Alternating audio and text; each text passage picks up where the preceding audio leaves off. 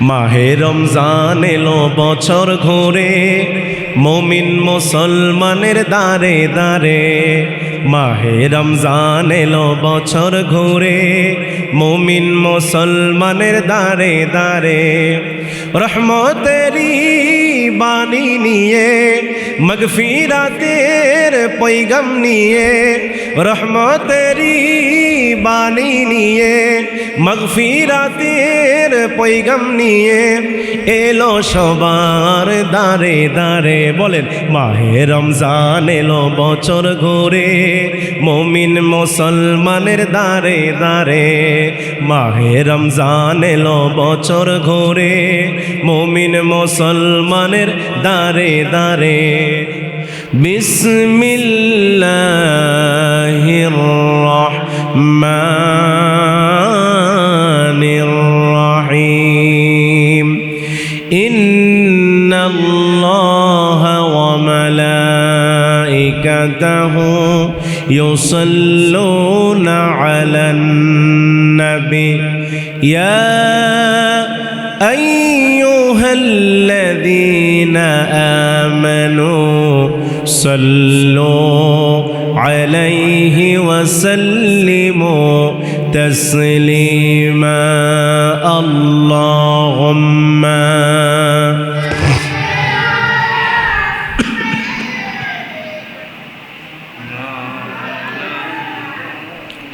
ওয়া আলা আলি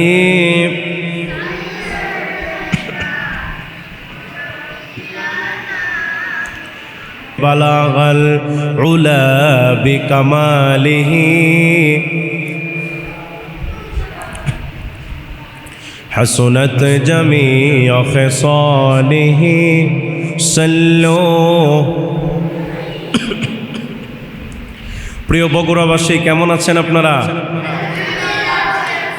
আলহামদুলিল্লাহ। আজকের এই মাহফিল আসতে পেরে, বসতে পেরে আপনারা খুশি না বেজার? যদি হয়ে থাকেন খুশি, মুখে নিয়ে হাসি, উঁচু করে কাল্লা আওয়াজ দিয়ে পড়ছি আলহামদুলিল্লাহ। চিৎকার করে পড়ছি রব্বানা লাকাল হামদ হামদান কাসীরান তাইয়িবান মুবারাকান ফি। আমরা প্রশংসা করলাম কার? সবখানে প্রশংসা করতে হবে কার? আল্লাহর। যত প্রশংসা বেশি করা হবে তত বেশি নিয়ামত বাড়িয়ে দিবেন তিনি কে? সম্মানিত ভাইয়ের আমার, আমি যেহেতু সময় কম, আমি সরাসরি ভূমিকা ছাড়াই আমি আপনাদের খেদমতে কিছু কথা বলতে চাই। আপনারা শুনতে রাজি আছেন তো? আজকে যে কিতাব থেকে কথা বলবো, কিতাবের নাম কি? আল কোরআন। কিতাবের নাম কি? আল কোরআন। এই কোরআনে কোনো ভেজাল আছে? কথা বলেন, এই কোরআনে কোনো ভেজাল আছে? কোনো সন্দেহ আছে? এই কোরআন থেকে যারা কথা বলে তারা সত্য কথা বলে। নবীজি বলেছেন মান ক্বালা বিহি সাদাকা। যারা কোরআন দিয়ে কথা বলে তারা সত্য কথা বলে। ওমান আমিলা বিহি উযরা। যারা কোরআন দিয়ে আমল করে তারা পুরস্কার পাবে। ওমান হাকামা বিহি আদালা। যারা কোরআন দিয়ে বিচার করে তারা ন্যায় বিচার করে। ওমান দাআ ইলাইহি হুদিয়া ইলা সিরাতিম মুস্তাকিম।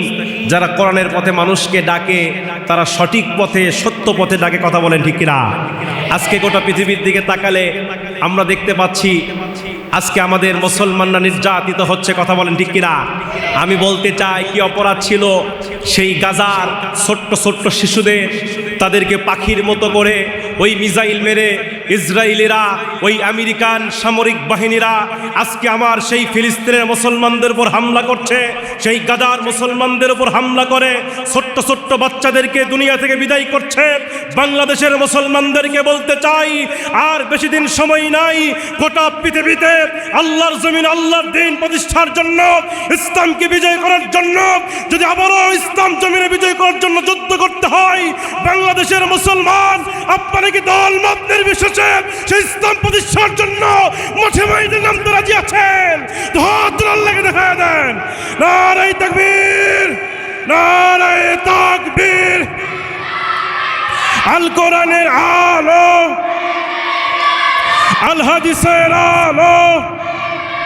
নারায়ে তাকবীর। আমার মুসলমান ভাইয়ের আমার, এই জমিন যার, আইন চলবে তার। কথা বলেন ঠিক কিনা? এই জমিন আল্লাহর বিধান চলবে। এই জমিন আল্লাহর জমিন, হক কথা বলতে গিয়া আমার বাংলাদেশের নিরীহ আলেমদেরকে নির্যাতন করা হয়েছে। এমনকি কোরআনের মুফাসসিরদেরকে হাতের মধ্যে হ্যান্ডকাপ লাগিয়ে, কোমরে বেড়ি লাগিয়ে দেশের জেলের মধ্যে বন্দি করে নির্যাতন স্টিম রোলার চালিয়ে তাদেরকে হত্যা পর্যন্ত করা হয়েছে। কথা বলেন ঠিক কিনা?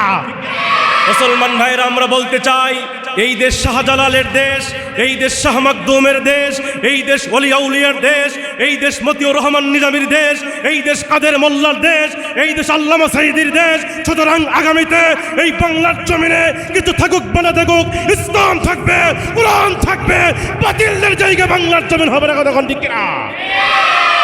এই জন্য আপনারা এক হতে পারবেন তো ইনশাল্লাহ? ঐক্যবদ্ধ হতে পারবেন তো ইনশাল্লাহ? কিন্তু দুঃখ লাগে, আফসোস লাগে, আমার বাংলার জমিনে ইহুদি খ্রিস্টানরা সবাই এক, কিন্তু মুসলমানরা এখন পর্যন্ত এক হতে পারি নাই। কথা বলেন না কেন? আমাদের রব কয়জন? কথা বলেন না কেন? আমাদের রসুল কয়জন? আমাদের কোরআন কয়টা? সব কিছু আমাদের এক হলেও আজকে আমরা মুসলমানেরা এক হতে পারি না। আজকে 96% মুসলমানের দেশে কোরআনের বিধান বাস্তবায়িত হয় না।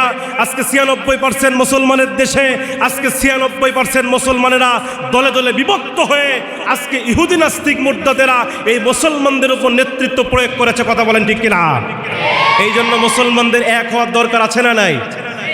আমাদের প্রভু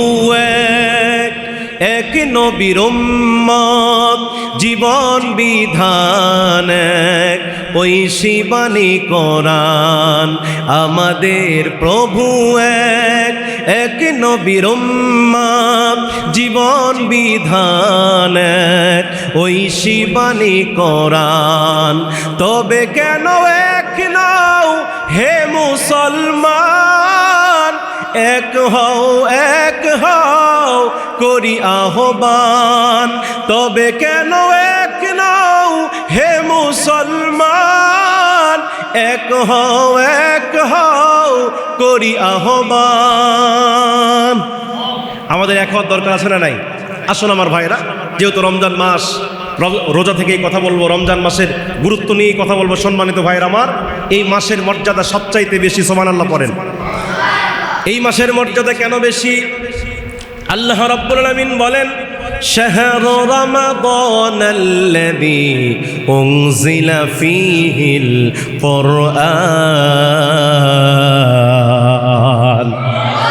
আল্লাহ রাব্বুল আলামিন বলেন, এই রমজান মাসের মর্যাদা কেন বেশি? রমজান মাসের মর্যাদা কেন বেশি? তার কারণ হলো এই রমজান মাস আমার আল্লাহ পাক কোরআনুল কারীম দুনিয়াতে নাজিল করেছে। এই রমজান মাসে আল্লাহ কোরআন নাজিল করেছেন। যেই রাতে কোরআন নাজিল হয়েছে সেই রাতের মর্যাদা কম না বেশি? জোরে বলেন, কম না বেশি? আল্লাহ পাক বলেন, যেই মাসে কোরআন নাজিল হয়েছে সেই মাসের মর্যাদা আল্লাহ বাড়িয়ে দিয়েছেন। আল্লাহ পাক সুন্দর করে বলেন, ইন্না আনজালনাহু ফি লাইলাতিল কদর। আল্লাহ বলেন, নিশ্চয় কোরআনুল কারীমকে আমি আল্লাহ পাক লাইলাতুল কদর রজনীতে নাজিল করেছি। আল্লাহ পাক কোরআনটা নাজিল করে লাইলাতুল কদরে। এই কদরের রাতের মর্যাদা কত বেশি! আল্লাহ পাক নবীকে লক্ষ্য করে বললেন, নবী, ওমা আদরাকা মা লাইলাতুল কদর। নবী, আপনি কি জানেন লাইলাতুল কদর কি রাত? আপনি কি জানেন লাইলাতুল কদরের মর্যাদা কত বেশি? রসুল কিছুই বললেন না, আমার আল্লাহ পাক নিজেই বললেন, লাইলাতুল কদরি খায়রুম মিন আলফি শাহর। জোরে কোন আল্লাহু আকবার। আল্লাহ পাক নিজেই বললেন, নবী, এই লাইলাতুল কদর রাতের মর্যাদা 1000 মাসের চাইতেও উত্তম। সেই লাইলাতুল কদর রাত আমাদের সামনে আসবে কিনা?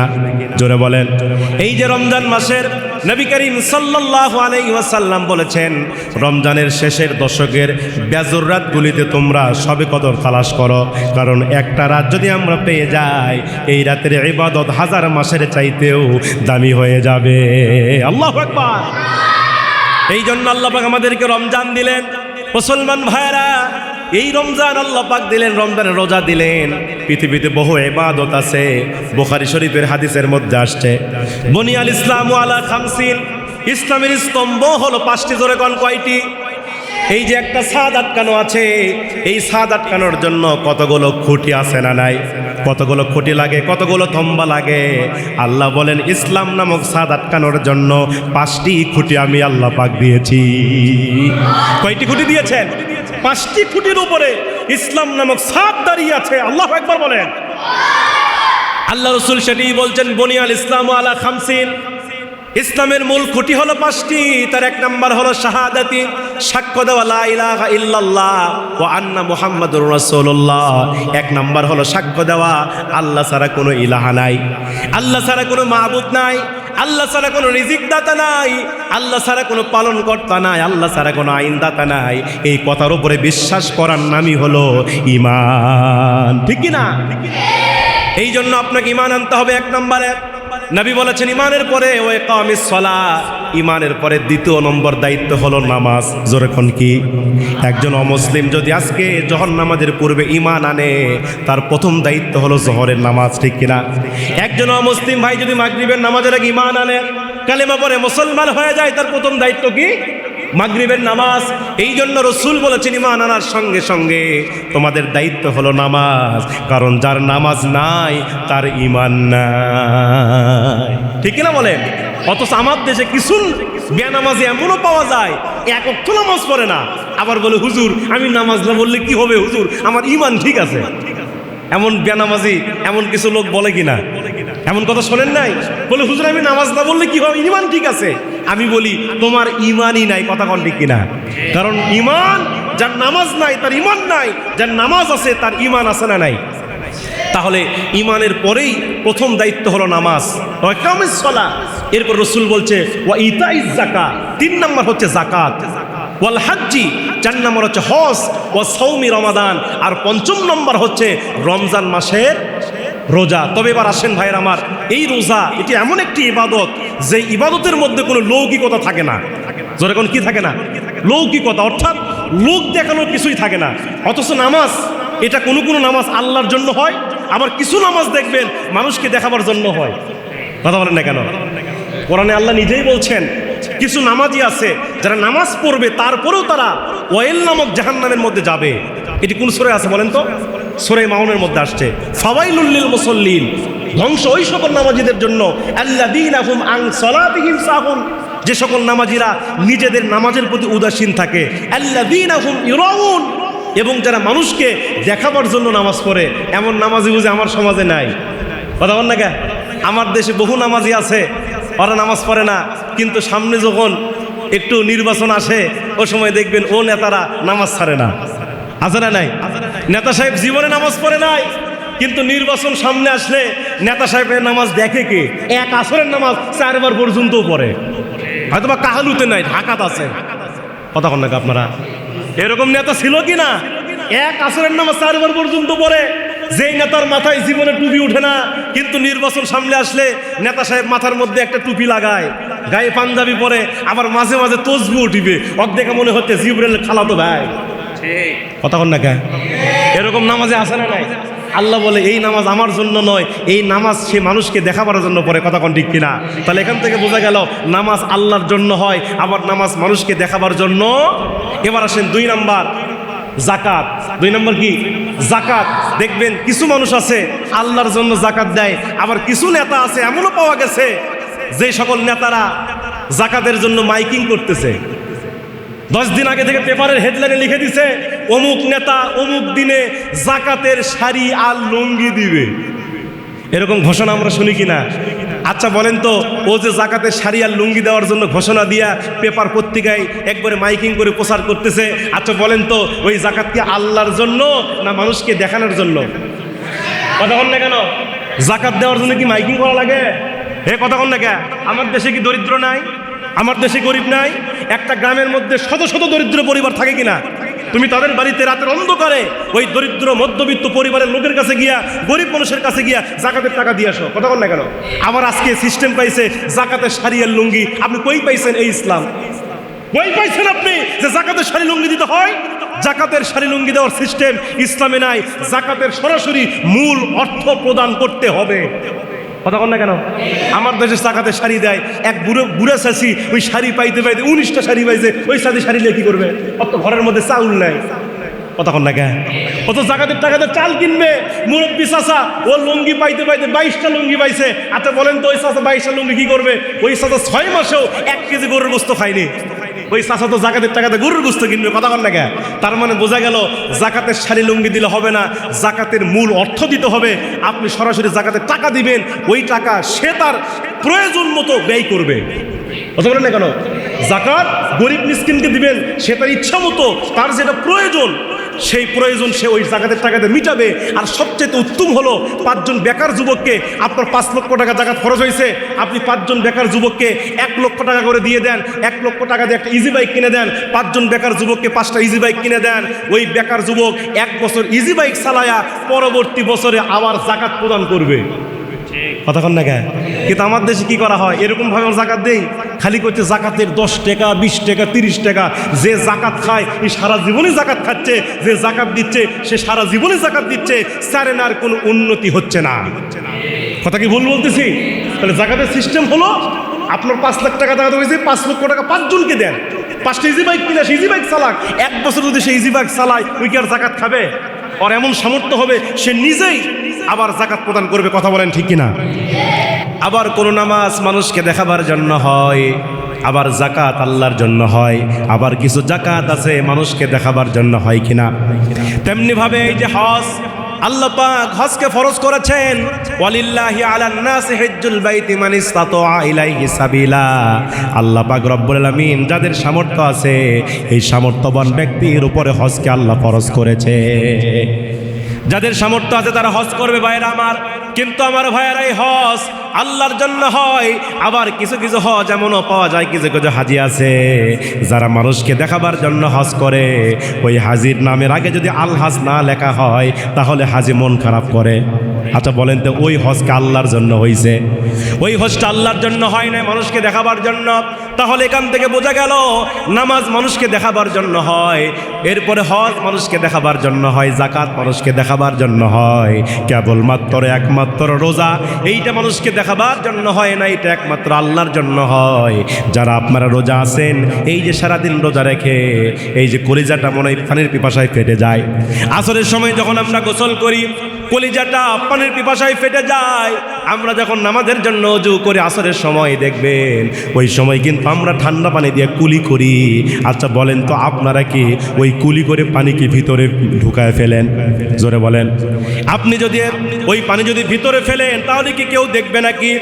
আমাদের বাড়িতে যদি আমরা টিউবওয়েল পারে অথবা ওয়াশরুমে গিয়া যদি আমরা পানি খাই কেউ দেখতে পাবে না। কিন্তু পৃথিবীতে এমন রোজাদার এমন পাওয়া যায়নি যারা লুকায় লুকায় রোজা ভেঙে ফেলে। কথা কন না কেন?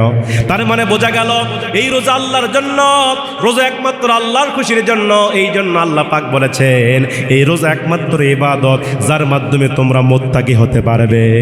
আল্লাহু আকবার বলেন। রোজা একমাত্র ইবাদত যার মাধ্যমে আমরা মুত্তাকি হতে পারবো। আর মুত্তাকির শেষ ঠিকানা হলো আল্লাহর জান্নাত। সুবহানাল্লাহ বলেন। আল্লাহ রাব্বুল আলামিন যেন আমাদের সবাইকে সেই রোজা থেকে শিক্ষা নিয়ে মুত্তাকি হয়ে সে আল্লাহর তৈরি জান্নাতে যাওয়ার তৌফিক দান করেন। সকলে বলি আল্লাহুম্মা আমিন।